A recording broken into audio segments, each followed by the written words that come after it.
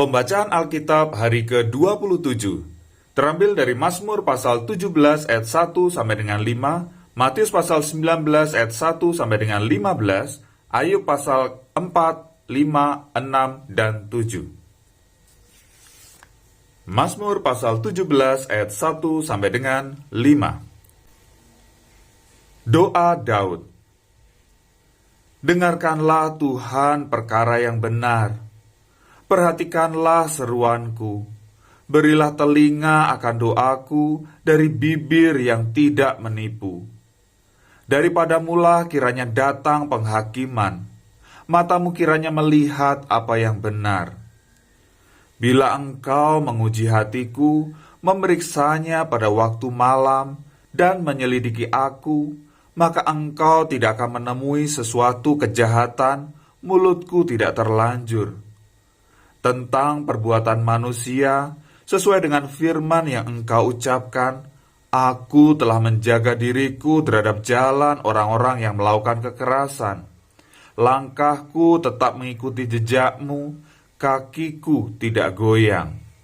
Matius pasal 19 ayat 1 sampai dengan 15. Setelah Yesus selesai dengan pengajarannya itu, berangkatlah ia dari Galilea dan tiba di daerah Yudea yang di seberang sungai Yordan. Orang banyak berbondong-bondong mengikuti dia dan ia pun menyembuhkan mereka di sana. Maka datanglah orang-orang Farisi kepadanya untuk mencobai dia. Mereka bertanya, apakah diperbolehkan orang menceraikan istrinya dengan alasan apa saja? Jawab Yesus, tidakkah kamu baca bahwa Ia yang menciptakan manusia sejak semula menjadikan mereka laki-laki dan perempuan? Dan firman-Nya, sebab itu laki-laki akan meninggalkan ayah dan ibunya dan bersatu dengan istrinya, sehingga keduanya itu menjadi satu daging. Demikianlah, mereka bukan lagi dua, melainkan satu. Karena itu, apa yang telah dipersatukan Allah tidak boleh diceraikan manusia. Kata mereka kepadanya, jika demikian, apakah sebabnya Musa memerintahkan untuk memberikan surat cerai jika orang menceraikan istrinya? Kata Yesus kepada mereka, karena ketegaran hatimu, Musa mengizinkan kamu menceraikan istrimu, tetapi sejak semula tidaklah demikian.